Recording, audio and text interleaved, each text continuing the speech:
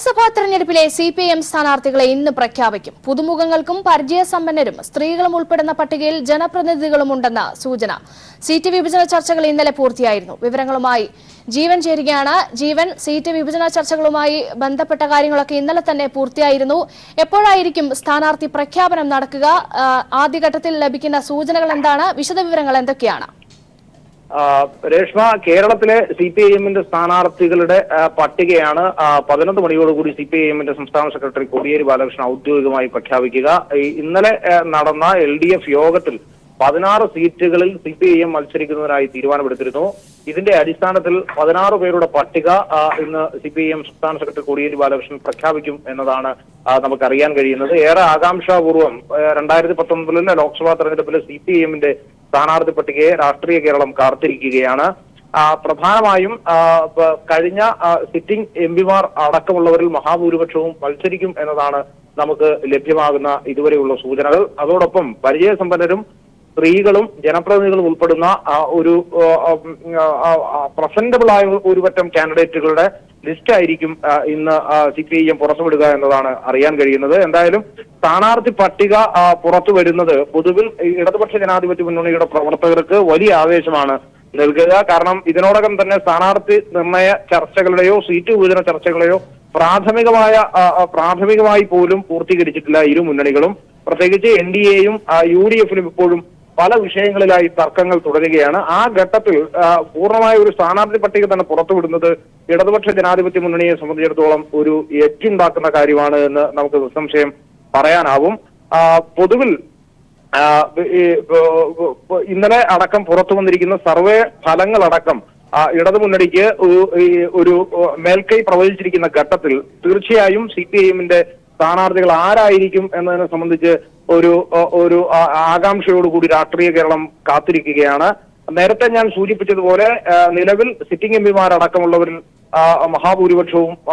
മഹാഭൂരിപക്ഷത്തിന്റെയും പേരുകൾ പൊതുവിൽ അന്തരീക്ഷത്തിൽ മുഴങ്ങുന്നുണ്ട്. അതോടൊപ്പം ജനപ്രതിനിധികൾ, പരിചയസമ്പന്നർ, പുതുമുഖങ്ങൾ, വനിതകൾ അടക്കമുള്ളവരുടെ ഒരു സമീകൃതമായ ഒരു പാനലായിരിക്കും CPIM അവതരിപ്പിക്കുക എന്നതാണ് പൊതുവിൽ പ്രതീക്ഷിക്കപ്പെടുന്നത്. എന്തായാലും സംസ്ഥാന സെക്രട്ടറിയുടെ വാക്കുകൾക്ക് വളരെ ആകാംക്ഷാപൂർവ്വം രാഷ്ട്രീയ കേരളം കാത്തിരിക്കുകയാണ്. 11 മണിയോടുകൂടി ദേശീയ മാധ്യമങ്ങൾ അടക്കമുള്ളവരുടെ ഒരു വലിയ നിര ഇത് കോടിയേരിയുടെ വാർത്താ സമ്മേളനം ശ്രവിക്കുന്നതിനായി എത്തിച്ചേരുകയും ചെയ്യും. ജീവൻ സൂചിപ്പിച്ചതുപോലെ തന്നെ രാഷ്ട്രീയ കേരളം കാത്തിരിക്കുകയാണ്. ജീവൻ, ഒപ്പം തെരഞ്ഞെടുപ്പ് വിജ്ഞാപനം ഉടൻ തന്നെ ഉണ്ടാകുമെന്ന പ്രതീക്ഷയിലാണ് രാജ്യം മുഴുവൻ. ഈ സാഹചര്യത്തിൽ കൂടെയാണ് CPIM സ്ഥാനാർത്ഥികളെ ഇന്ന് പ്രഖ്യാപിക്കുന്നത്. ഒരുപക്ഷെ തെരഞ്ഞെടുപ്പ് പ്രചരണത്തിലുള്ള ഒരു ആധിപത്യം മേൽക്കൈയൊക്കെ CPIM ഇടതു മുന്നണി ഇതിലൂടെ തെളിവാക്കുകയല്ലേ ചെയ്യുന്നത്? തീർച്ചയായും. കാരണം ഞാൻ നേരത്തെ സൂചിപ്പിച്ചതുപോലെ NDAയുടെയോ UDFന്റെയോ സീറ്റ് വിഭജന ചർച്ചകൾ മുന്നണികൾക്കുള്ളിൽ പോലും പ്രാഥമികമായി കഴിഞ്ഞിട്ടില്ല. പ്രത്യേകിച്ച് UDFുമായി ബന്ധപ്പെട്ട് പുറത്തുവരുന്ന വാർത്തകൾ പലതും അതിന്റെ പ്രവർത്തകരെ സംബന്ധിച്ചിടത്തോളം ആശങ്കാജനകമാണ്. പല സീറ്റുകളിലും തർക്കം നിലനിൽക്കുന്നു. പല സീറ്റുകളിലും സിറ്റിംഗ് MP-മാർ മണ്ഡലം മാറി മത്സരിക്കുന്നതിനെ സംബന്ധിച്ചുള്ള അഭിപ്രായങ്ങൾ, ആശങ്കകൾ, ആകുലതകളൊക്കെ ഉയർന്നു വരുന്നു. അതോടൊപ്പം തന്നെ പല സീറ്റുകളിലും പ്രത്യേകിച്ച് അന്തരീക്ഷത്തിൽ ഉയരുന്ന ചില പേരുകളുടെ അടിസ്ഥാനത്തിൽ ഇന്ന ആളുകൾ വേണ്ട എന്നതിനെ സംബന്ധിച്ചുള്ള ചില തർക്കങ്ങൾ അവിടെ മുറുകി നിൽക്കുന്നു. രാഷ്ട്രീയമായി ഉണ്ടാവുന്ന ഇത്തരത്തിലുള്ള കാര്യങ്ങൾ തീർച്ചയായും അതിന്റെ പ്രവർത്തകരെ സംബന്ധിച്ചിടത്തോളം വലിയ ഒരു ആശങ്ക ഉണ്ടാക്കുന്നുണ്ട് എന്നത് വസ്തുതയാണ്. അതേ കാര്യങ്ങൾ തന്നെയാണ് NDAയുടെ കാര്യത്തിലും ഉള്ളത്. പ്രത്യേകിച്ച് കുമ്മനം രാജശേഖരൻ അടക്കം ഇന്നലെ ഗവർണർ സ്ഥാനം രാജിവെച്ച് കേരളത്തിലേക്ക് തിരികെ വരുന്നു എന്നതടക്കമുള്ള കാര്യങ്ങൾ അവർ പ്രചരിപ്പിക്കുമ്പോഴും BDJS എത്ര സീറ്റിൽ മത്സരിക്കണം, BJP എത്ര സീറ്റിൽ മത്സരിക്കണം, പ്രധാനപ്പെട്ട നേതാക്കന്മാർ കണ്ണുവച്ചിരിക്കുന്ന സീറ്റുകൾ അവർക്ക് തന്നെ കിട്ടുമോ എന്നതടക്കമുള്ള കാര്യങ്ങൾ ആശങ്കയോടുകൂടി നിലനിൽക്കുന്ന പശ്ചാത്തലത്തിൽ ഒരു പുതിയ CPIMന്റെ സ്ഥാനാർത്ഥി പട്ടിക ഏതാണ്ട് പൂർണ്ണമായി പുറത്തു വരുന്നത് തീർച്ചയായും സംസ്ഥാന രാഷ്ട്രീയത്തിൽ ഒരു എഡ്ജ് ഇടതു മുന്നണിക്ക് ഉണ്ടാക്കുമെന്നുള്ളത് അവിതർക്കിതമായ വസ്തുതയാണ്. രേഷ്മ, വ്യക്തമാണ് ജീവൻ. ലോക്സഭാ തെരഞ്ഞെടുപ്പിലെ CPIM സ്ഥാനാർത്ഥികളെ അല്പസമയത്തിനകം പ്രഖ്യാപിക്കും. വിവരങ്ങളാണ് ജീവൻ കുമാർ നൽകിയത്. ലോക്സഭാ തെരഞ്ഞെടുപ്പിനുള്ള സ്ഥാനാർത്ഥികളെ തീരുമാനിക്കാനായുള്ള ലീഗ് പ്രവർത്തക സമിതി യോഗം അല്പസമയത്തിനകം കോഴിക്കോട് ചേരും. നിലവിലുള്ള 2 സീറ്റിലെയും സ്ഥാനാർത്ഥികളെ സംബന്ധിച്ച അന്തിമ തീരുമാനം ഇന്നുണ്ടായേക്കും. വിവരങ്ങളുമായി ജോഷ്ല ചേരുകയാണ്. ജോഷ്ല, എപ്പോഴാണ് യോഗം ആരംഭിക്കുന്നത്? എന്തൊക്കെ നിർണായക തീരുമാനങ്ങളായിരിക്കും ഇന്നത്തെ യോഗത്തിൽ ഉണ്ടാവുക? ലീഗ് പ്രവർത്തക സമിതി യോഗം അല്പസമയത്തിനകം കോഴിക്കോട് ആരംഭിക്കും.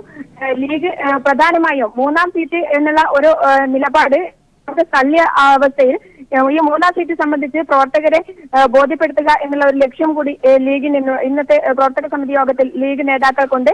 മാത്രമല്ല മറ്റൊരു കാര്യം കൂടി, ലീഗ് പ്രശ്നങ്ങൾ നടന്നുകൊണ്ടിരിക്കുകയാണ്. ലീഗ് മലപ്പുറം അതുപോലെ തന്നെ പൊന്നാനി സീറ്റുകളിൽ ഉള്ള പ്രശ്നം കൂടുതൽ രൂക്ഷമായിരിക്കുകയാണ്. മലപ്പുറം സീറ്റ് വെച്ച് മാറിക്കൊണ്ട് പൊന്നാനി സീറ്റ് ഇ.ടി. മുഹമ്മദ് ബഷീറിന് കഴിഞ്ഞ വർഷം ഭൂരിപക്ഷം കുറഞ്ഞതാണ് ഒരു വലിയ അടിയായി ഇ.ടി. മുഹമ്മദ് ബഷീറിന്റെ ഭാഗത്ത് നിന്നും ഉണ്ടായിരിക്കുന്നത്. അതായത് പൊന്നാനി കഴിഞ്ഞ തവണ ഭൂരിപക്ഷം കുറഞ്ഞിരുന്നു. ഇത്തവണ ആ സീറ്റ് സേഫല്ലെന്ന് ഇ.ടി. മുഹമ്മദ് ബഷീറിന് അറിയാം. പ്രവർത്തകരും ഇ.ടിയും ഇന്ന് മലപ്പുറം സീറ്റ് എന്ന ആവശ്യം ഉന്നയിച്ചു. പാലക്കാട് തന്നെ ഇ.ടി. മുഹമ്മദ് ബഷീർ അറിയിച്ചു കഴിഞ്ഞിരിക്കുകയാണ്. എന്തായാലും ഇത് കൂടി ഇന്നത്തെ പ്രവർത്തക സമിതി യോഗത്തിൽ ചർച്ചയാകുന്നതാണ് പ്രധാനമായും അറിയാൻ സാധിച്ചിട്ടുള്ളത്. മാത്രമല്ല, യൂത്ത് ലീഗ് സംസ്ഥാന ക്യാമ്പിൽ 3ാം സീറ്റ് സംബന്ധിച്ച ആവശ്യം ശക്തമായതിനെ തുടർന്നാണ് ലീഗ് നേതാക്കൾ കഴിഞ്ഞ ദിവസം ചേർന്ന കോൺഗ്രസ് ലീഗ് ഉഭയകക്ഷിയിലും ഈ ആവശ്യം ശക്തമാക്കിയത്. എന്നാൽ 3ാം സീറ്റ് എന്ന ലീഗിന്റെ നിലപാടിനെ കോൺഗ്രസ് നേതൃത്വം പാടെ തള്ളുകയായിരുന്നു. അതേസമയം മറ്റു ഒരുപാട് ഓപ്ഷനുകൾ ഉണ്ടെന്നാണ് കുഞ്ഞാലിക്കുട്ടി കഴിഞ്ഞ ദിവസം പറഞ്ഞത്. 3ാം സീറ്റില്ലെങ്കിൽ അടുത്ത ഒരു നിയമസഭാ സീറ്റ് കൂടി ലീഗ് ആവശ്യപ്പെടാനും സാധ്യതയുണ്ട്. അതോടൊപ്പം ലീഗ് വിട്ടുകൊടുത്ത രാജ്യസഭാ സീറ്റ് നൽകണമെന്ന ആവശ്യം ലീഗ് ഉന്നയിക്കാൻ സാധ്യതയുണ്ട്. 3ാം സീറ്റ് ലഭിക്കില്ലെന്ന കാര്യം പ്രവർത്തകരെ ബോധ്യപ്പെടുത്തേണ്ടതുണ്ട്. ലീഗിനുള്ളിലും കോൺഗ്രസ് ലീഗ് ബന്ധത്തിലും സീറ്റ് വിവാദം പുകഞ്ഞുകൊണ്ടിരിക്കുകയാണ്. ഇതിനിടയിലാണ് ഈ ഒരു മലപ്പുറം പൊന്നാനി സീറ്റ് സംബന്ധിച്ച വിഷയവും ഉയർന്നിരിക്കുന്നത്. എന്തായാലും െല്ലാം തന്നെ ഇന്ന് യോഗത്തിൽ ചർച്ചയാവും എന്നാണ് അറിയാൻ സാധിച്ചിട്ടുള്ളത്. സൂചിപ്പിച്ചതുപോലെ നേരത്തെ പൊന്നാനിയിൽ ഇ.ടി. മുഹമ്മദ് ബഷീറും മലപ്പുറത്ത് കുഞ്ഞാലിക്കുട്ടിയും മത്സരിക്കുമെന്നുള്ള സൂചനകളായിരുന്നു ലഭിച്ചിരുന്നത്. ഇതിൽ പോലും ഒരു ആശയക്കുഴപ്പം നിലനിൽക്കുന്നതായുള്ള സൂചനകൾ കൂടി ഈ ഘട്ടത്തിൽ വരുന്നു. ഇത് സംബന്ധിച്ച എന്തെങ്കിലും തീരുമാനം ഇന്നത്തെ യോഗത്തിൽ ഉണ്ടായേക്കുമോ? തീർച്ചയായും രേഷ്മ, അതാണ് ഞാൻ നേരത്തെ സൂചിപ്പിച്ചത്. അതായത് പൊന്നാനി സീറ്റ് മാറി നൽകണമെന്നുള്ള ആവശ്യം ഇ.ടി. മുഹമ്മദ് ബഷീർ തങ്ങളോട് ഉന്നയിച്ചു കഴിഞ്ഞു. അതോടൊപ്പം തന്നെ ഇത് പി.കെ. കുഞ്ഞാലിക്കുട്ടിക്ക് ഇതിന് സമ്മതമില്ല എന്നാണ് അദ്ദേഹവുമായി അടുത്ത വൃത്തങ്ങളിൽ നിന്നും ലഭിക്കുന്ന സൂചന. അതുകൊണ്ട് തന്നെ ഇത് ഒരു പ്രശ്നമായി. ഈ പ്രശ്നം പരിഹരിക്കുക എന്നുള്ളത് കൂടി ഇന്നത്തെ പ്രവർത്തക സമിതി യോഗത്തിന്റെ ലക്ഷ്യമാണ്. ഈ പ്രശ്നം പരിഹരിക്കും. അതോടൊപ്പം 3ാം സീറ്റ് കോൺഗ്രസ് തള്ളിയ സീറ്റ് 3ാം സീറ്റ് സംബന്ധിച്ച വിഷയം പ്രവർത്തകരെ ബോധ്യപ്പെടുത്തുകയും അടുത്ത സീറ്റിനായുള്ള മറ്റു ഓപ്ഷനുകൾ എന്തൊക്കെ എന്നുള്ള കാര്യവും ഇന്ന് ലീഗ് പ്രവർത്തക സമിതി യോഗത്തിൽ ചർച്ചാ വിഷയമാകും. ഇതിന്റെ എല്ലാം തീരുമാനം വൈകുന്നേരത്തോടുകൂടി പാണക്കാട് ഹൈദരലി ശിഹാബ് തങ്ങൾ പുറത്തുവിടും എന്നാണ് ലീഗ് നേതാക്കൾ അറിയിച്ചിരിക്കുന്നത്. ഒപ്പം ജോഷ്ല, പരാജയ ഭീതിയിലായ സിറ്റിംഗ് എംപിമാരാണ് 3ാം സീറ്റ് എന്ന ആവശ്യത്തിന് വിലങ്ങുതടിയായെന്നൊരു ആക്ഷേപം ഉയർന്നിരുന്നു. ഒരുപക്ഷെ ഇന്നത്തെ യോഗത്തിൽ ഇത് സംബന്ധിച്ച കൂടുതൽ വിവരങ്ങൾ ചർച്ച ചെയ്യുമോ? ഒരു പ്രക്ഷുബ്ധ സാധ്യതയൊക്കെ കാണുന്നുണ്ടോ? നേരത്തെ പറഞ്ഞതുപോലെ തന്നെ ഇ.ടി. മുഹമ്മദ് ബഷീറിന് ഭൂരിപക്ഷം കുറഞ്ഞത് പൊന്നാനിയിൽ നേരത്തെ 1 ലക്ഷത്തോടടുത്ത് ഭൂരിപക്ഷം ഉണ്ടായിരുന്ന ഇ.ടി. മുഹമ്മദ് ബഷീറിന് പിന്നീട് കഴിഞ്ഞ തെരഞ്ഞെടുപ്പ് 26,000-അടുത്താണ് ഭൂരിപക്ഷം കുറഞ്ഞത്. അത് വീണ്ടും കുറയാനുള്ള സാധ്യത, അതായത് ഒരു പരാജയ ഭീതി പൊന്നാനിയിൽ നിലനിൽക്കുന്ന ഒരു സാഹചര്യം ഇന്നും നിലവിലുണ്ട്. അതുകൊണ്ടാണ് തന്റെ മാറ്റി കിട്ടണം എന്നുള്ളത്, മലപ്പുറം സീറ്റാക്കി മാറ്റണം എന്നുള്ള ഒരു ലക്ഷ്യത്തിലേക്ക് ഇ.ടി. പോകുന്നത്. അതേസമയം തന്നെ കുഞ്ഞാലിക്കുട്ടിക്ക് ഈ മലപ്പുറം സീറ്റ് വിട്ടുകൊടുക്കാനുള്ള താല്പര്യമില്ല. അതുകൊണ്ട് തന്നെ ഈ 3ാം സീറ്റ് എന്നുള്ള ആവശ്യത്തിനപ്പുറം ഇത് ഒരു പ്രധാന ഘടകമായി വരാനുള്ള സാധ്യത ഈ 2 നേതാക്കൾക്കിടയിലും അതുപോലെ തന്നെ ഇവരെ അനുകൂലിക്കുന്ന അണികൾക്കിടയിലും ഉണ്ടാവാൻ സാധ്യതയുണ്ട്.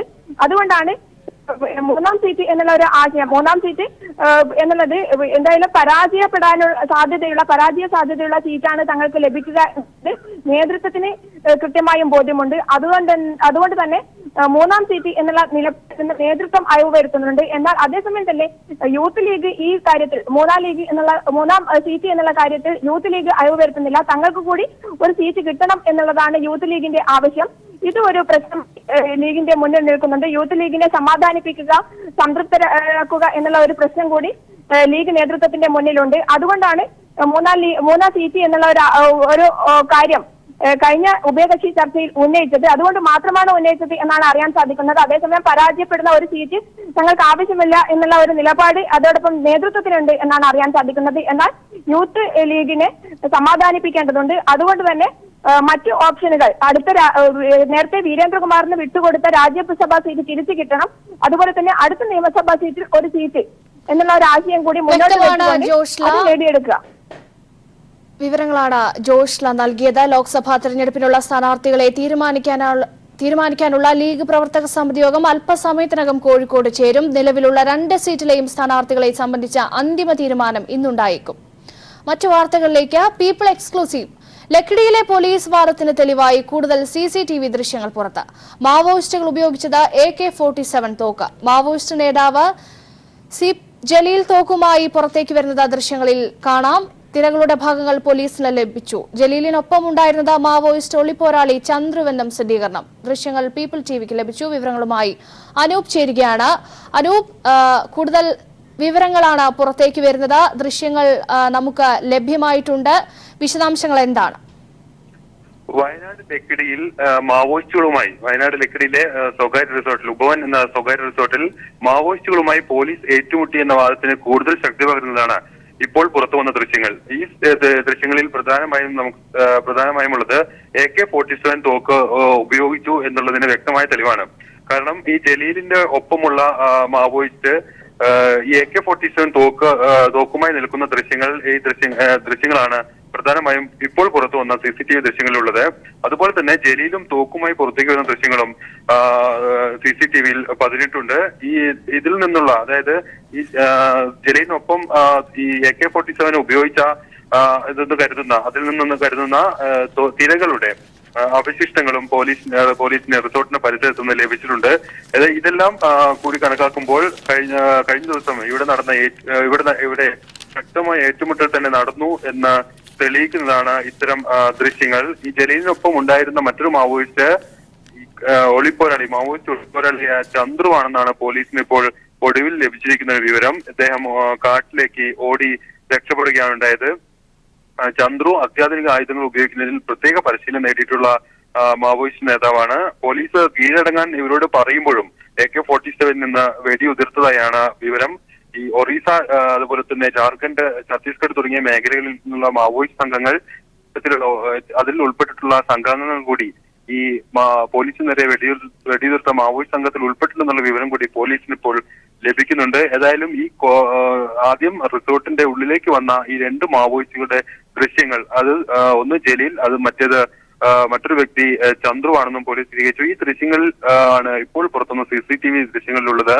ഇതിൽ പ്രധാനമായും AK-47 തോക്കുമായും അതോടൊപ്പം തന്നെ ജലീൽ ഒരു കൈത്തോക്കുമായി പുറത്തേക്ക് ഓടുന്ന ദൃശ്യങ്ങളാണ് കാണാൻ കഴിയുന്നത്. ഇത് പോലീസിന് ലഭിച്ചിട്ടുണ്ട്. നേരത്തെ പോലീസ് പറഞ്ഞതുപോലെ തന്നെ ഈ ഉപവൻ റിസോർട്ടിലെ പണപ്പിരിവുമായി ബന്ധപ്പെട്ട് ഈ വിവരം അറിഞ്ഞ് ഈ റിസോർട്ടിലെത്തിയ പോലീസ് സംഘത്തിന് നേരെ മാവോയിസ്റ്റ് സംഘം നിറയൊഴിക്കുകയായിരുന്നു എന്നാണ് പോലീസ് നേരത്തെ പറഞ്ഞത്.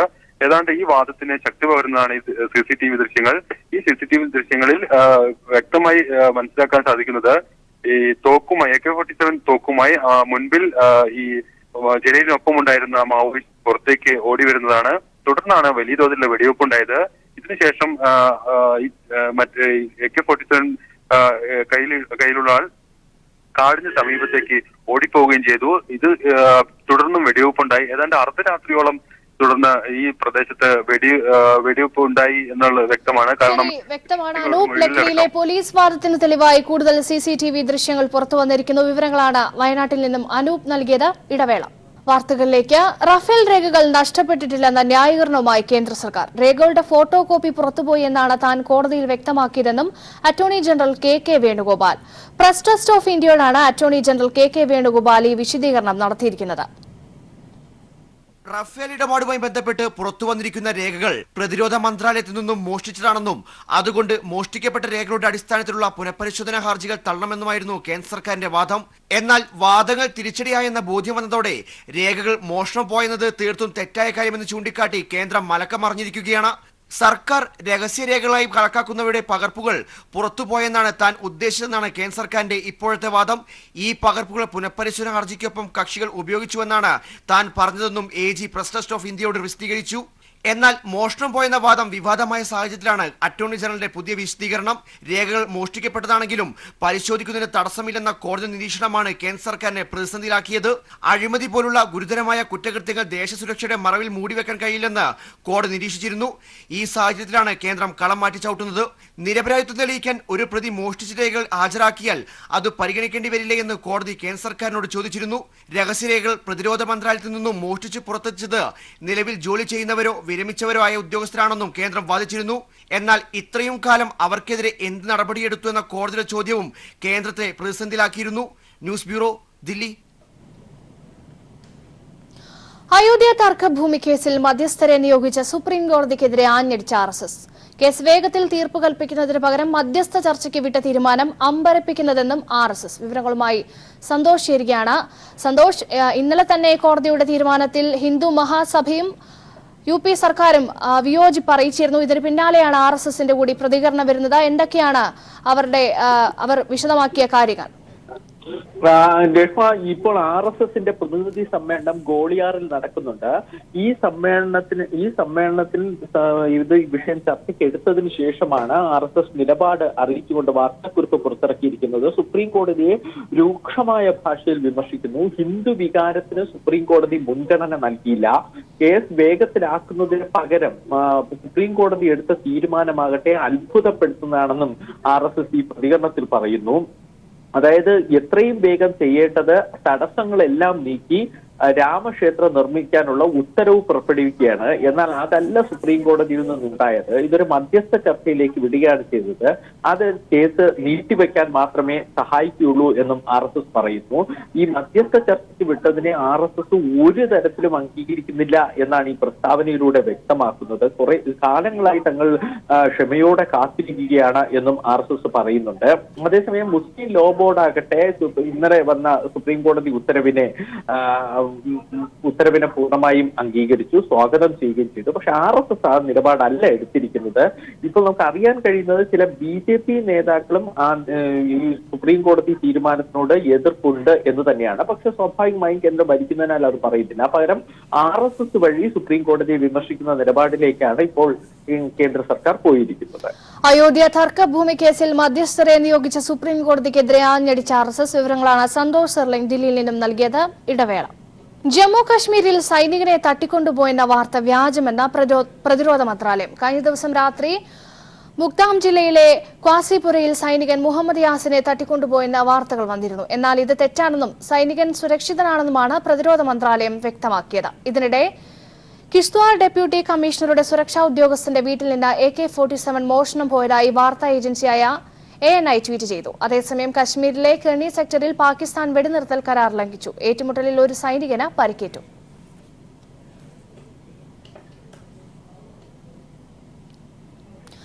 ഇരുണ്ട കാലഘട്ടത്തിലൂടെയാണ് പശ്ചിമ ബംഗാൾ കടന്നുപോകുന്നതെന്ന് ബംഗാൾ ജനത. തൃണമൂൽ സർക്കാരിന്റേത് ഏകാധിപത്യ ഭരണമാണെന്നും ജനാധിപത്യത്തെ താറുമാറാക്കാനാണ് മമത ശ്രമിക്കുന്നതെന്നും ചൂണ്ടിക്കാട്ടി ബംഗാൾ ജനത പ്രതിഷേധം ശക്തമാക്കുന്നു. തൃണമൂൽ ആക്രമണത്തിന് ഇരകളായവരുടെ സംഘടന ദില്ലിയിൽ ചിത്രപ്രദർശനം സംഘടിപ്പിച്ചു. ഇന്ത്യ എന്ന ജനാധിപത്യ രാഷ്ട്രത്തിൽ ജീവിക്കാൻ പറ്റാത്ത സാഹചര്യം ഒരു മനുഷ്യനും ചിന്തിക്കാനാകില്ല. എന്നാൽ തൃണമൂൽ ഭരിക്കുന്ന ബംഗാളിൽ നിന്ന് ജനങ്ങൾ മാറി താമസിക്കാൻ ഇപ്പോൾ ആഗ്രഹിക്കുകയാണ്. ഭരണഘടനാ സ്ഥാപനങ്ങളെ തൃണമൂൽ എന്ന പാർട്ടിയുടെ വളർച്ചയ്ക്ക് മാത്രം ഉപയോഗിക്കുകയാണ് മുഖ്യമന്ത്രി മമതാ ബാനർജി ചെയ്യുന്നതെന്ന് ബംഗാൾ ജനത ആരോപിക്കുന്നു. തൃണമൂൽ എന്ന പാർട്ടി കാരണമേറ്റ നഷ്ടങ്ങൾ നിരത്തി ദില്ലി ചിത്രപ്രദർശനം നടത്തുകയാണ് ഇരകളുടെ കൂട്ടായ്മ. In West Bengal, the Chief Minister Mamata Banerjee is a problem. Democratic right, human rights, freedom of expression, everything is attacked in West Bengal. മമതയുടെ ഭരണകാലത്ത് ഭർത്താവ് നഷ്ടപ്പെട്ട് വിധവകളായവരും മക്കൾ നഷ്ടപ്പെട്ട് കുടുംബം അനാഥമായവരും നിരവധിയാണ്. സമൂഹത്തിലെ നെറുകേടിനെതിരെ ശബ്ദമുയർത്താൻ ഭയമാണ് ഇപ്പോൾ ബംഗാളിലെ ജനതയ്ക്ക്. ഇന്ത്യൻ ഭരണഘടന നൽകുന്ന മൗലികാവകാശങ്ങൾ ഒന്നും തന്നെ തൃണമൂലിതര ബംഗാൾ ജനതയ്ക്ക് ഇപ്പോൾ ലഭ്യമല്ല. ഭർത്താവിനെ തൃണമൂൽ പ്രവർത്തകർ കൊലപ്പെടുത്തിയിട്ട് 8 വർഷം തികയുന്നു. ഇന്നും അന്വേഷണം എവിടെയും എത്തിയിട്ടില്ലെന്ന് പ്രതിഭാദത്ത നിറകണ്ണുകളോടെ പറയുന്നു. मेरा जो हस्बैंड है उसको तो वो लोग मार दिया, फिर बोले जो CPM का साथ MLA का नाम बोले तुम ऐसा बोलो, तुम ऐसा बोलो. हाँ, हम बोले नहीं, क्यों बोलेंगे, हम तो जानते हैं आप लोग मारा मेरे हस्बैंड को, आप लोग ने मारा, इसीलिए वो लोग बहुत तकलीफ दिया हमको. हम अभी तक घर से निकल नहीं सकते हैं. मेरे पास एक सिक्योरिटी है, वो लेके जाते हैं हमें. मेरे 2 बेटी है, उसका भी बहुत तकलीफ सहने पड़ा। സർക്കാരിന്റെ നയങ്ങൾക്കെതിരെ ശബ്ദമുയർത്തിയ 27 പേർ ഇപ്പോൾ ഭൂമിയിൽ ജീവനോടെയില്ല. തെറ്റ് ചൂണ്ടിക്കാണിച്ചതിന് അധ്യാപകരടക്കം നിരവധി പേർ കള്ളക്കേസ് ശിക്ഷ അനുഭവിക്കുകയും തൃണമൂൽ പ്രവർത്തകരിൽ നിന്ന് ക്രൂരമർദ്ദനം ഏറ്റുവാങ്ങേണ്ടിയും വന്നിട്ടുണ്ട്. News bureau, Delhi. ചരിത്രത്തിൽ ആദ്യമായി മാനസിക വെല്ലുവിളികൾ നേരിടുന്ന കുട്ടികൾ പ്രൊഫഷണൽ നൃത്ത സംഘത്തിനൊപ്പം സ്റ്റേജിൽ നൃത്തം അവതരിപ്പിച്ചു. അന്തർദേശീയ വനിതാ ദിനത്തോടനുബന്ധിച്ചാണ് മാനസികമായി വെല്ലുവിളി നേരിടുന്ന 10ഓളം കുട്ടികൾ നൃത്തം അവതരിപ്പിച്ചത്. തിരുവനന്തപുരം വിമൻസ് കോളേജിൽ നടന്ന ഫ്യൂഷൻ നൃത്തമേള കാണാൻ നിരവധി പേർ എത്തിയിരുന്നു. മാനസികമായി വെല്ലുവിളികൾ നേരിടുന്ന പ്രദീപും മിന്നുവും ഷാനിയുമെല്ലാം വേദിയിൽ ചുവടുവെച്ചത് കണ്ടാൽ പ്രൊഫഷണലായി നൃത്തം പഠിച്ചിട്ടില്ലെന്ന് ആരും പറയില്ല. അത്രമേൽ സ്വാഭാവികമായിട്ടാണ് ഇവർ ഹവാനോ മ്യൂസിക് വീഡിയോയുടെ ഇന്ത്യൻ പതിപ്പിന് ചുവടുവെച്ചത്. മാനസിക വെല്ലുവിളികൾ നേരിടുന്ന കുട്ടികൾ പഠിക്കുന്ന തിരുവനന്തപുരത്തെ CIMRലെ വിദ്യാർത്ഥികളായ 10ഓളം കുട്ടികളാണ് പ്രൊഫഷണൽ നൃത്ത സംഘത്തിനൊപ്പം ചുവടുവെച്ച് വേദി കീഴടക്കിയത്. ഭാരതീയ നൃത്തരൂപമായ ഭരതനാട്യവും ജാപ്പനീസ് ആയോധനമുറയായ കരാട്ടയും കൊളംബിയൻ വ്യായാമമുറയായ സുംബ നൃത്തവും തമ്മിൽ യോജിപ്പിച്ച ഫ്യൂഷൻ നൃത്തരൂപത്തിനൊപ്പമാണ് കുട്ടികൾ ചുവടുവെച്ചത്. അമേരിക്കൻ സംഗീതജ്ഞ ക്യാമില കബീലോയുടെ പ്രശസ്തമായ വരികൾക്ക് കർണാടക സംഗീതത്തിന്റെ ഫ്ലേവർ നൽകി എന്നതുൾപ്പെടെ നിരവധി പരീക്ഷണങ്ങൾ നിറഞ്ഞതായിരുന്നു നൃത്തവിന്യാസം.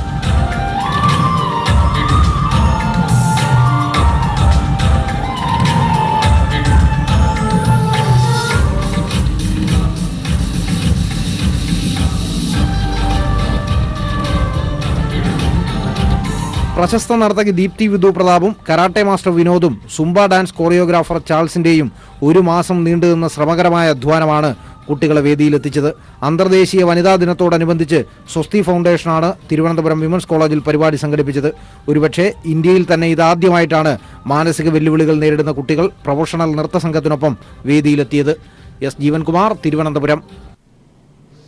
കൊല്ലം വിക്ടോറിയ ആശുപത്രിക്ക് നേട്ടമായി 4D high definition ultrasound scanner MP KN Balagopal ഉദ്ഘാടനം ചെയ്തു. 2015-16 MP പ്രാദേശിക വികസന ഫണ്ടിൽ നിന്ന് ബാലഗോപാൽ അനുവദിച്ച 58 ലക്ഷം രൂപ ചിലവഴിച്ചാണ് സ്കാനർ സ്ഥാപിച്ചത്. ഒരു MP ഫണ്ട് എങ്ങനെ വിനിയോഗിക്കണം, എന്താവശ്യങ്ങൾക്ക് വിനിയോഗിക്കണം എന്നതിന് മാതൃകയാവുകയായിരുന്നു KN ബാലഗോപാലിന്റെ ഫണ്ട് വിനിയോഗം. തിരുവനന്തപുരം, കൊച്ചി മെഡിക്കൽ കോളേജുകളിൽ മാത്രമാണ് നിലവിൽ 4D സ്കാനർ സംവിധാനമുള്ളത്. ഗർഭസ്ഥ ശിശുവിന്റെ രക്തചംക്രമണം, ഹൃദയാവസ്ഥ, സൂക്ഷ്മ വൈകല്യങ്ങൾ എന്നിവ ചതുർമാന ചിത്രങ്ങളിലൂടെ കൃത്യമായി നിർണ്ണയിക്കാനാകുമെന്നതാണ് പ്രത്യേകത. എക്കോ കാർഡിയോഗ്രാം, ഗൈഡ്സ് ബയോപ്സി എന്നിവയും ഇറ്റാലിയൻ നിർമ്മിത ഉപകരണത്തിൽ ചെയ്യാനാകും.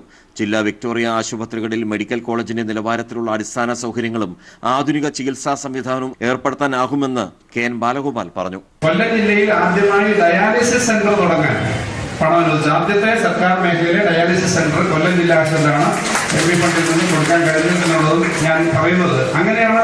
ഈ കാര്യങ്ങൾ നിങ്ങൾ കാണുന്നതുകൊണ്ടാണ് 108% എനിക്ക് എലിജിബിളായിട്ട് MP ഫണ്ടിൽ പോയി ചെലവാക്കിയിട്ടുണ്ട്. 108%.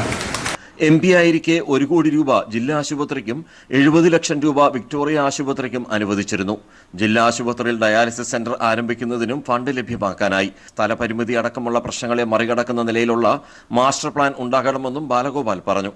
ചടങ്ങിൽ കൊല്ലം ജില്ലാ പഞ്ചായത്ത് പ്രസിഡന്റ് C രാധാമണി അധ്യക്ഷയായി. ഹെൽത്ത് ക്ലബിന്റെ ഉദ്ഘാടനം കൊല്ലം മേയർ അഡ്വക്കേറ്റ് B രാജേന്ദ്രബാബു നിർവഹിച്ചു. ന്യൂസ് ബ്യൂറോ, കൊല്ലം. റെയിൽവേ വികസനത്തിൽ ചരിത്രം രചിച്ച കണ്ണൂർ ലോക്സഭാ മണ്ഡലം. കണ്ണൂർ റെയിൽവേ സ്റ്റേഷന്റെ ആധുനികവൽക്കരണം ഉൾപ്പെടെ 50 കോടിയോളം രൂപയുടെ റെയിൽ വികസനമാണ് കഴിഞ്ഞ 5 വർഷം കൊണ്ട് നടന്നത്. PK ശ്രീമതി ടീച്ചർ MPയുടെ ഇടപെടലിനെ തുടർന്ന് കണ്ണൂർ സ്റ്റേഷനിൽ 4ാം പ്ലാറ്റ്ഫോമും ഉടൻ യാഥാർത്ഥ്യമാകും. ഇപ്പോൾ കണ്ണൂർ റെയിൽവേ സ്റ്റേഷനിൽ എത്തുമ്പോൾ ഇത് പഴയ കണ്ണൂർ റെയിൽവേ സ്റ്റേഷൻ തന്നെയാണോ എന്ന് ആരും ഒന്ന് സംശയിച്ചു പോകും. അത്രയ്ക്കുണ്ട് കണ്ണൂർ റെയിൽവേ സ്റ്റേഷന് സംഭവിച്ച മാറ്റങ്ങൾ. വികസന മുരടിപ്പിന്റെ കഥകൾ മാത്രം പറയാനുണ്ടായിരുന്ന കണ്ണൂർ റെയിൽവേ സ്റ്റേഷനെ അത്യാധുനിക നിലവാരത്തിലേക്ക് ഉയർത്തിയത് PK ശ്രീമതി ടീച്ചർ MPയുടെ 5 വർഷത്തെ പ്രവർത്തനങ്ങളാണ്. കണ്ണൂർ ലോക്സഭാ മണ്ഡലത്തിൽപ്പെട്ട ധർമ്മടം, എടക്കാട്, കണ്ണൂർ സൗത്ത്, ചിറക്കൽ, വളപട്ടണം, പാപ്പിനിശ്ശേരി സ്റ്റേഷനുകളുടെയും മുഖച്ഛായ തന്നെ മാറി. 45.68 കോടി രൂപയുടെ റെയിൽവേ വികസനമാണ് ശ്രീമതി ടീച്ചർ കണ്ണൂരിലേക്ക് കൊണ്ടുവന്നത്. 10,000-കണക്കിന് ആളുകൾ യാത്ര ചെയ്യുന്ന ഉപയോഗിക്കുന്ന കണ്ണൂർ റെയിൽവേ സ്റ്റേഷൻ ഇന്ന് എല്ലാം റിനോവേറ്റ് ചെയ്ത് പുതുക്കി മനോഹരമാക്കിയിരിക്കുന്നു. വൃത്തി കൊണ്ടും മനോഹാരിത കൊണ്ടും സൗകര്യം കൊണ്ടും ഇന്ന് കേരളത്തിലെ ഏറ്റവും മെച്ചപ്പെട്ട റെയിൽവേ സ്റ്റേഷനുകളിൽ ഒന്നായിട്ട് കണ്ണൂർ റെയിൽവേ സ്റ്റേഷൻ മാറി എന്നുള്ളത് എല്ലാവർക്കും അറിയാം. സബ്വേ, ലിഫ്റ്റുകൾ, എസ്കലേറ്റർ, ഗതാഗത കുരുക്ക് പരിഹരിക്കാനായി പുതിയ കവാടം, പാർക്കിംഗ് ഗ്രൗണ്ടുകൾ, പ്ലാറ്റ്ഫോമുകളുടെയും ക്വാർട്ടേഴ്സിന്റെയും നവീകരണം, കിണർ നവീകരണം ഉൾപ്പെടെ 22.31 കോടി രൂപയുടെ വികസന പ്രവർത്തനങ്ങളാണ് കണ്ണൂർ റെയിൽവേ സ്റ്റേഷനിൽ മാത്രം നടപ്പാക്കിയത്. 4ാം പ്ലാറ്റ്ഫോമും എംപിയുടെ ഇടപെടലിനെ തുടർന്ന് യാഥാർത്ഥ്യമാവുകയാണ്. News bureau, Kannur. കോതമംഗലം നിയോജക മണ്ഡലത്തിലെ മാലിന്യ നിർമ്മാർജ്ജന പദ്ധതികളിലും ഗ്രീൻ പ്രോട്ടോകോളിലും കൈകോർത്ത വിദ്യാഭ്യാസ സ്ഥാപനങ്ങളും ആശുപത്രികളും. ആന്റണി ജോൺ MLA നേതൃത്വത്തിലുള്ള കൈനിറയ മണ്ണ് എന്ന പദ്ധതിയിൽ മാർ ബസോലിയസ് ഗ്രൂപ്പിന്റെ ഉടമസ്ഥതയിലുള്ള 7ഓളം സ്ഥാപനങ്ങളാണ് ഭാഗമാകുന്നത്. സർക്കാരിന്റെ ഹരിത കേരള മിഷന്റെ മാർഗനിർദ്ദേശങ്ങൾ പാലിച്ചാണ് പദ്ധതി നടപ്പിലാക്കുക. കോതമംഗലം നിയോജക മണ്ഡലത്തിൽ ആന്റണി ജോൺ MLA നടപ്പാക്കിയ അരുത് വൈകരുത് എന്ന മാലിന്യ നിർമ്മാർജ്ജന പദ്ധതിയുടെ വൻ വിജയത്തിന് പിന്നാലെയാണ് വിദ്യാഭ്യാസ സ്ഥാപനങ്ങളെയും ആശുപത്രികളെയും ഉൾപ്പെടുത്തി 2ാം ഘട്ട പ്രവർത്തനങ്ങൾ വിപുലമാക്കുന്നത്. കൈനിറയെ മണ്ണ് എന്ന് പേരിട്ടിരിക്കുന്ന പദ്ധതിയിൽ കോതമംഗലം മാർത്തോമ ചെറിയ പള്ളിയുടെ ഉടമസ്ഥതയിലുള്ള 7 സ്ഥാപനങ്ങൾ മാലിന്യ നിർമ്മാർജ്ജനത്തിന് തുടക്കം കുറിച്ചു. പദ്ധതിയുടെ ലോഗോ പ്രകാശനവും ഉദ്ഘാടനവും ആന്റണി ജോൺ MLA നിർവഹിച്ചു. MLA ഇവിടെ ആരംഭിച്ച മാലിന്യമുക്ത കേരള പരിപാടി അത് സക്സസ് ആക്കാനായിട്ട് ഞങ്ങൾ എല്ലാ സ്ഥാപനങ്ങളും ഒരു മനസ്സോടെ കൈകോർത്ത് പിടിച്ച് മുന്നേറാൻ പോവുകയാണ്. കൈനിറയെ മണ്ണ് എന്ന് പറഞ്ഞുകൊണ്ട് ഒരു പ്രോഗ്രാം ചെയ്യുകയുണ്ടായി. അത് തന്നെ ഗ്രീൻ പ്രോട്ടോകോൾ അക്ഷരാർത്ഥത്തിൽ പാലിച്ചിരിക്കുന്നത്. ഇവിടെ കൊടുത്തിരിക്കുന്ന വിത്തുകൾ കൊടുത്തിരിക്കുന്നു. അതുപോലെ തന്നെ ഇവിടെ പൂക്കൾ, അലങ്കാര വസ്തുക്കൾ, പൂക്കൾ മാത്രമേ ഉള്ളൂ. ജൈവ അജൈവ മാലിന്യങ്ങൾ ശേഖരിച്ച് ഉറവിടത്തിൽ തന്നെ സംസ്കരിച്ച് വളമാക്കുന്ന രീതിയാണ് കൈനിറയെ മണ്ണ് പദ്ധതി. ഈ വളം അതത് സ്ഥാപനങ്ങൾ തന്നെ ജൈവ കൃഷിക്കായി ഉപയോഗിക്കും. പൂർണ്ണമായും ഗ്രീൻ പ്രോട്ടോകോൾ നടപ്പാക്കാനും സ്ഥാപനങ്ങൾ തീരുമാനമെടുത്തു കഴിഞ്ഞു. സ്ഥാപനങ്ങൾക്ക് പുറമെ 5000-ലധികം വിദ്യാർത്ഥികളും 900-ഓളം ജീവനക്കാരും പദ്ധതിയുടെ ഭാഗമാകുമെന്നാണ് ശ്രദ്ധേയം. News bureau, Kochi. കശ്മീരിൽ തീവ്രവാദികൾ കൊലപ്പെടുത്തിയ പട്ടാളക്കാരൻ VV വസന്തകുമാറിന്റെ ഭാര്യ ഷീനയ്ക്ക് കേരള വെറ്റിനറി സർവകലാശാലയിൽ അസിസ്റ്റന്റായി നിയമനം നൽകി ഇടതുപക്ഷ സർക്കാർ. വനം വകുപ്പ് മന്ത്രി K. രാജു നേരിട്ടെത്തി നിയമന ഉത്തരവ് കൈമാറി. KSRTCയിൽ നിന്നും പിരിച്ചുവിട്ട താൽക്കാലിക ജീവനക്കാരുടെ സെക്രട്ടേറിയറ്റിന് മുന്നിലെ സമരം അവസാനിപ്പിച്ചു. ഗതാഗത മന്ത്രി AK ശശീന്ദ്രനുമായി നടത്തിയ ചർച്ചയുടെ അടിസ്ഥാനത്തിലാണ് തീരുമാനം. പൊതുമേഖലാ സ്ഥാപനത്തിൽ 5 വർഷത്തെ പ്രവൃത്തി പരിചയമുള്ളവർക്ക് ലീവ് വേക്കൻസിയിൽ നിയമനം നൽകാമെന്നതാണ് സർക്കാർ ഉറപ്പ്. AGയിൽ നിന്നും ലഭിച്ച നിയമോപദേശത്തിന്റെ അടിസ്ഥാനത്തിലാണ് 47 ദിവസമായി സമരം ചെയ്തുവന്ന KSRTC താൽക്കാലിക ജീവനക്കാർക്ക് ആശ്വാസമേകുന്ന തീരുമാനം സർക്കാർ കൈക്കൊണ്ടത്. പൊതുമേഖലാ സ്ഥാപനത്തിൽ 5 വർഷം പ്രവൃത്തി പരിചയമുള്ള കണ്ടക്ടർമാർക്ക് ലീവ് വേക്കൻസിയിൽ നിയമനം നൽകാമെന്ന് ചർച്ചയിൽ ഗതാഗത മന്ത്രി AK ശശീന്ദ്രൻ താൽക്കാലിക ജീവനക്കാർക്ക് ഉറപ്പ് നൽകി.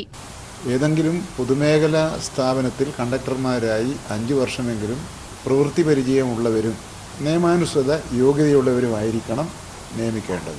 പ്രത്യേകിച്ചും കണ്ടക്ടർമാരില്ല, ജീവനക്കാരില്ല എന്നതിന്റെ പേരിൽ സർവീസ് മുടങ്ങാൻ പാടില്ല. ലീവ് വേക്കൻസി വരുമ്പോൾ സർവീസ് മുടങ്ങാതിരിക്കാനും തീരുമാനം സഹായകരമാകും. ഓരോ സോണൽ ഓഫീസർമാർക്കാണ് താൽക്കാലിക ജീവനക്കാരെ നിയമിക്കാനുള്ള അധികാരം നൽകിയിരിക്കുന്നത്. സർക്കാർ തീരുമാനത്തിന്റെ അടിസ്ഥാനത്തിലാണ് സെക്രട്ടേറിയറ്റിന് മുന്നിലെ സമരം അവസാനിപ്പിക്കാൻ സമരക്കാർ തയ്യാറായത്. സമരം പിൻവലിക്കണം, സമരം നിർത്തുകയാണ്. ഞങ്ങൾ ഉന്നയിച്ചിട്ടുള്ള കാര്യങ്ങളിൽ ചെറിയ നീക്കുപോക്കുകളോടെ ഗവൺമെന്റ് അത് അംഗീകരിച്ചു. ഹൈക്കോടതി വിധിയുടെ അടിസ്ഥാനത്തിലാണ് KSRTCയിൽ നിന്നും താൽക്കാലിക ജീവനക്കാരായ കണ്ടക്ടർമാരെ സർക്കാർ പിരിച്ചുവിട്ടത്. ഇപ്പോൾ അവരെ സർക്കാർ കൈവെടിയില്ല എന്നത് തന്നെയാണ് പുതിയ തീരുമാനത്തിലൂടെ തെളിയിച്ചിരിക്കുന്നതും. News bureau, Thiruvananthapuram. മുൻ മന്ത്രിയും CPM നേതാവുമായ VJ തങ്കപ്പൻ അന്തരിച്ചു. 87 വയസ്സായിരുന്നു. നെയ്യാറ്റിൻകരയിലെ വീട്ടിൽ വെച്ച് ഇന്ന് രാവിലെയായിരുന്നു അന്ത്യം. 1987-91 കാലത്ത് നയനാർ മന്ത്രിസഭയിൽ തദ്ദേശ സ്വയംഭരണ വകുപ്പ് മന്ത്രിയായിരുന്നു. 1983 മുതൽ തുടർച്ചയായി 3 തവണ നിയമമണ്ഡലത്തിൽ നിന്ന് തിരഞ്ഞെടുക്കപ്പെട്ടു. 2006-ൽ നെയ്യാറ്റിൻകരയിൽ നിന്നും നിയമസഭയിലേക്ക് വിജയിച്ചു. നെയ്യാറ്റിൻകര മുനിസിപ്പൽ ചെയർമാൻ പദവിയും അലങ്കരിച്ചിട്ടുണ്ട്. 1983-ൽ ഉപതെരഞ്ഞെടുപ്പിലൂടെയാണ് അദ്ദേഹം ആദ്യമായി നിയമസഭാംഗമാകുന്നത്. Cable TV operators association Ernakulam ജില്ലാ കൺവെൻഷൻ കൊച്ചിയിൽ നടന്നു. COA സംസ്ഥാന general secretary KV Rajan convention ഉദ്ഘാടനം ചെയ്തു. കുത്തകളെ സഹായിക്കുന്നതിനായി ചെറുകിട കേബിൾ TV മേഖലയെ തകർക്കുന്ന നീക്കങ്ങളിൽ നിന്നും കേന്ദ്ര സർക്കാർ പിന്മാറണമെന്ന് അദ്ദേഹം ആവശ്യപ്പെട്ടു. ലോക്കൽ കേബിൾ TV ഓപ്പറേറ്റർമാർക്ക് പേ ചാനൽ കമ്പനികൾ നൽകുന്ന കമ്മീഷൻ വർദ്ധിപ്പിക്കണമെന്നും ഇലക്ട്രിക് പോസ്റ്റുകളുടെ വാടക കുറയ്ക്കണമെന്നും വാർഷിക വർധനവ് ഒഴിവാക്കണമെന്നും യോഗം പ്രമേയത്തിലൂടെ ആവശ്യപ്പെട്ടു. ഉപഭോക്താക്കൾക്കായി CIO ഏർപ്പെടുത്തിയ ഇൻഷുറൻസ് പദ്ധതിയുടെ ജില്ലാതല ഉദ്ഘാടനവും നടന്നു. പത്മവ്യൂഹത്തിലെ അഭിമന്യുവിനെ കാണാൻ മാതാപിതാക്കൾ. വർഗീയവാദികളുടെ കൊലക്കത്തിക്കിരയായ അഭിമന്യുവിന്റെ ജീവിതം പ്രമേയമാക്കി നിർമ്മിച്ച ചിത്രം പത്മവ്യൂഹത്തിലെ അഭിമന്യു തിയേറ്ററുകളിലെത്തി. ഇടുക്കിയിലെ വട്ടവട എന്ന കൊച്ചു ഗ്രാമത്തിന്റെ മുഴുവൻ സ്വപ്നങ്ങളുമായി മഹാരാജാസ് കോളേജിലെത്തിയ അഭിമന്യുവിന്റെ രക്തസാക്ഷിത്വം അബ്രപാളിയിൽ നിന്ന് നിറകണ്ണുകളോടെയാണ് പ്രേക്ഷകർ കണ്ടത്. അഭിമന്യുവിന്റെ മാതാപിതാക്കളും ചിത്രത്തിന്റെ അണിയറ പ്രവർത്തകരും ആദ്യ പ്രദർശനം കാണാൻ എത്തി.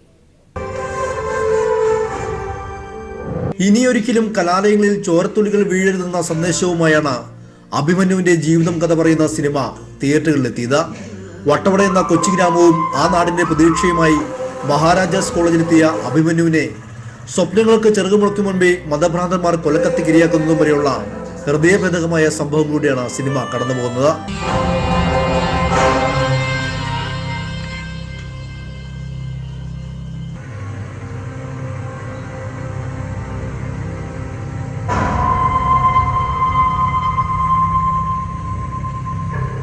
ആദ്യ പ്രദർശനം കാണാൻ വട്ടവടയിൽ നിന്നും അഭിമന്യുവിന്റെയും മാതാപിതാക്കളും എത്തിയിരുന്നു. നിറകണ്ണുകളോടെയാണ് നാൻ പെറ്റ മകന്റെ ജീവിതം അച്ഛൻ മനോഹരനും അമ്മ ഭൂപതിയും കണ്ടത്.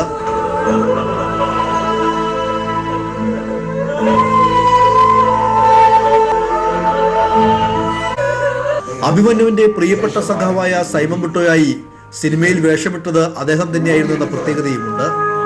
അവർ ഊരി വാങ്ങിയതാണ് മതമെന്തെന്നും മതസംഹിത എന്തെന്നും അറിയാത്ത മതഭീകരവാദികൾ. ചിത്രത്തിൽ അഭിമന്യുവായി എത്തുന്നത് ആകാശ് ആര്യനാണ്. പരമാവധി അവനോട് നീതി പുലർത്തിയിട്ടുണ്ടെന്ന് വിശ്വസിക്കുന്നു. നന്നായി ചെയ്യാൻ സാധിച്ചിട്ടുണ്ടെന്ന് തന്നെ വിശ്വസിക്കുന്നു. RMCC എന്ന വാട്സപ്പ് കൂട്ടായ്മയാണ് സിനിമ തിയേറ്ററിൽ എത്തിച്ചത്. വിനീഷ് ആരാധ്യയാണ് സംവിധായകൻ. അഭിമന്യുവിന്റെ ജീവിതം കഥ പറയുന്ന നാൻ പെറ്റ മകൻ എന്ന മറ്റൊരു സിനിമയും ഉടൻ തിയേറ്ററുകളിലെത്തും. News bureau, Kochi. വനിതാ ദിനത്തിൽ വയനാട് കൽപ്പറ്റയിൽ പെൺമഖാനി ഒരുക്കി. വർഷങ്ങൾക്ക് മുൻപുള്ളൊരു ചായക്കട. കടയ്ക്കുള്ളിൽ ചൂടുപിടിച്ച സ്ത്രീപക്ഷ വർത്തമാനങ്ങൾ, വാദങ്ങളും പ്രതിവാദങ്ങളും. ചായ കുടിക്കാനെത്തിയവർ ആദ്യം അമ്പരന്നു, പിന്നെ ചർച്ചകളിൽ പങ്കെടുത്തു. സ്ത്രീ സമത്വ സംവാദത്തിന് കുടുംബശ്രീ സംഘടിപ്പിച്ച പെൺമക്കാനി എന്ന വേറിട്ട സദസ്സ് ശ്രദ്ധേയമായി.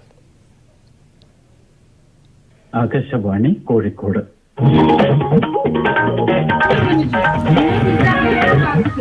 പ്രാദേശിക വാർത്തകൾ. കാലമൽപ്പം പുറകോട്ടു പോയതല്ല, സ്ത്രീചിന്തകൾ മുന്നോട്ടു പോയതാണ്. നഷ്ടപ്പെട്ട പൊതുയിടങ്ങളെ തിരിച്ചുപിടിക്കുക, ചായക്കൊപ്പം പെൺപക്ഷ ചിന്തകൾക്ക് ഒരിടമൊരുക്കുക.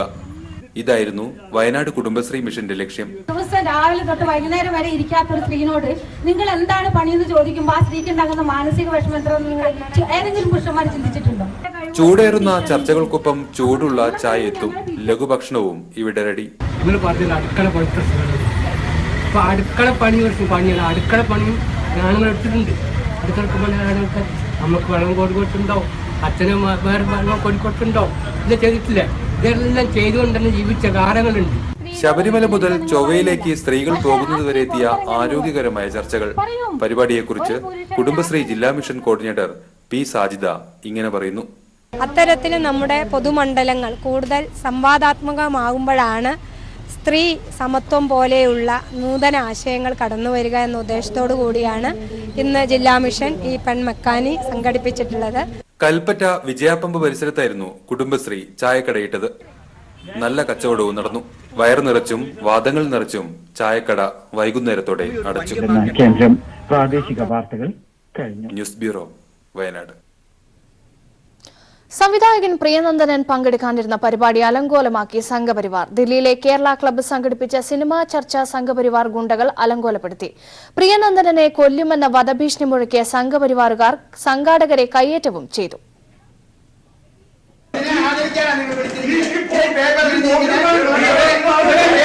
ദില്ലിയിലെ കേരള ക്ലബ്ബ് സാഹിത്യ സഖ്യം പ്രിയനന്ദനുമായി നടത്താൻ തീരുമാനിച്ച സംവാദ പരിപാടിയാണ് സംഘപരിവാർ ഗുണ്ടകൾ അലങ്കോലപ്പെടുത്തിയത്. പ്രിയനന്ദൻ സംവിധാനം ചെയ്ത സൈലൻസർ സിനിമയുടെ ഭാഗമായാണ് സംവാദം നിശ്ചയിച്ചത്. എന്നാൽ ചർച്ചയുടെ ആമുഖം അവതരിപ്പിച്ചതിന് പിന്നാലെ ശബരിമല വിഷയത്തിൽ പ്രിയനന്ദൻ സ്വീകരിച്ച നിലപാടിനെ എതിർത്ത് 20ഓളം പേർ ചേർന്ന് ചർച്ച അലങ്കോലമാക്കുകയായിരുന്നു. കുഴപ്പമുണ്ടാക്കരുതെന്ന സംഘാടകരുടെ അഭ്യർത്ഥന ചെവിക്കൊള്ളാൻ തയ്യാറാകാഞ്ഞ സംഘപരിവാറുകാർ സംഘാടകരെ കയ്യേറ്റവും ചെയ്തു.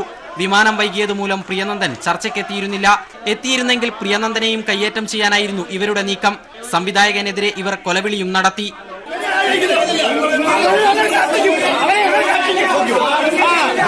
പ്രിയനന്ദനെ ദില്ലിയിൽ കാലുകുത്താൻ അനുവദിക്കില്ലെന്ന് ഭീഷണിപ്പെടുത്തിയ ഇവർ ഫിലിം ഡിവിഷനിൽ നടക്കാനിരിക്കുന്ന സിനിമാ പ്രദർശനവും സംവാദവും അലങ്കോലപ്പെടുത്തുമെന്നും വെല്ലുവിളിച്ചു.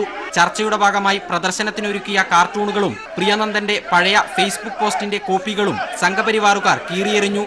അടുത്തിടെ ഇതേ വിഷയത്തിൽ പ്രിയനന്ദനെ സംഘപരിവാറുകാർ ആക്രമിച്ചിരുന്നു. തൊട്ടു പിന്നാലെയാണ് പരിപാടി അലങ്കോലപ്പെടുത്തിയ സംഘപരിവാർ അതിക്രമം. News bureau, Delhi. ഇരുണ്ട കാലഘട്ടത്തിലൂടെയാണ് പശ്ചിമ ബംഗാൾ കടന്നുപോകുന്നതെന്ന ബംഗാൾ ജനത. തൃണമൂൽ സർക്കാരിന്റേത് ഏകാധിപത്യ ഭരണമാണെന്നും ജനാധിപത്യത്തെ താറുമാറാക്കാനാണ് മമത ശ്രമിക്കുന്നതെന്നും ചൂണ്ടിക്കാട്ടി ബംഗാൾ ജനത പ്രതിഷേധം ശക്തമാക്കുന്നു. തൃണമൂൽ ആക്രമണത്തിന് ഇരകളായവരുടെ സംഘടന ദില്ലിയിൽ ചിത്രപ്രദർശനം സംഘടിപ്പിച്ചു. ഇന്ത്യ എന്ന ജനാധിപത്യ രാഷ്ട്രത്തിൽ ജീവിക്കാൻ പറ്റാത്ത സാഹചര്യം ഒരു മനുഷ്യനും ചിന്തിക്കാനാകില്ല. എന്നാൽ തൃണമൂൽ ഭരിക്കുന്ന ബംഗാളിൽ നിന്ന് ജനങ്ങൾ മാറി താമസിക്കാൻ ഇപ്പോൾ ആഗ്രഹിക്കുകയാണ്. ഭരണഘടനാ സ്ഥാപനങ്ങളെ തൃണമൂൽ എന്ന പാർട്ടിയുടെ വളർച്ചയ്ക്ക് മാത്രം ഉപയോഗിക്കുകയാണ് മുഖ്യമന്ത്രി മമതാ ബാനർജി ചെയ്യുന്നതെന്ന് ബംഗാൾ ജനത ആരോപിക്കുന്നു. തൃണമൂൽ എന്ന പാർട്ടി കാരണമേറ്റ നഷ്ടങ്ങൾ നിരത്തി ദില്ലി ചിത്രപ്രദർശനം നടത്തുകയാണ് ഇരകളുടെ കൂട്ടായ്മ. In West Bengal, the Chief Minister Mamata Banerjee is a problem. Democratic right, human rights, freedom of expression, everything is attacked in West Bengal. മമതയുടെ ഭരണകാലത്ത് ഭർത്താവ് നഷ്ടപ്പെട്ട് വിധവകളായവരും മക്കൾ നഷ്ടപ്പെട്ട് കുടുംബം അനാഥമായവരും നിരവധിയാണ്. സമൂഹത്തിലെ നെറുകേടിനെതിരെ ശബ്ദമുയർത്താൻ ഭയമാണ് ഇപ്പോൾ ബംഗാളിലെ ജനതയ്ക്ക്. ഇന്ത്യൻ ഭരണഘടന നൽകുന്ന മൗലികാവകാശങ്ങൾ ഒന്നും തന്നെ തൃണമൂലിതര ബംഗാൾ ജനതയ്ക്ക് ഇപ്പോൾ ലഭ്യമല്ല. ഭർത്താവിനെ തൃണമൂൽ പ്രവർത്തകർ കൊലപ്പെടുത്തിയിട്ട് 8 വർഷം തികയുന്നു. ഇന്നും അന്വേഷണം എവിടെയും എത്തിയിട്ടില്ലെന്ന് പ്രതിഭാദത്ത നിറകണ്ണുകളോടെ പറയുന്നു. मेरा जो हस्बैंड है उसको तो वो लोग मार दिया, फिर बोले जो सीपीएम का साथ एमएलए का नाम बोले तुम ऐसा बोलो, तुम ऐसा बोलो. हाँ, हम बोले नहीं, क्यों बोलेंगे, हम तो जानते हैं आप लोग मारा मेरे हस्बैंड को, आप लोग ने मारा, इसीलिए वो लोग बहुत तकलीफ दिया हमको. हम अभी तक घर से निकल नहीं सकते हैं. मेरे पास एक सिक्योरिटी है, वो लेके जाते हैं हमें. मेरे 2 बेटी है, उसका भी बहुत तकलीफ सहने पड़ा. സർക്കാരിന്റെ നയങ്ങൾക്കെതിരെ ശബ്ദമുയർത്തിയ 27 പേർ ഇപ്പോൾ ഭൂമിയിൽ ജീവനോടെയില്ല. തെറ്റ് ചൂണ്ടിക്കാണിച്ചതിന് അധ്യാപകരടക്കം നിരവധി പേർ കള്ളക്കേസ് ശിക്ഷ അനുഭവിക്കുകയും തൃണമൂൽ പ്രവർത്തകരിൽ നിന്ന് ക്രൂരമർദ്ദനം ഏറ്റുവാങ്ങേണ്ടിയും വന്നിട്ടുണ്ട്. News bureau, Delhi.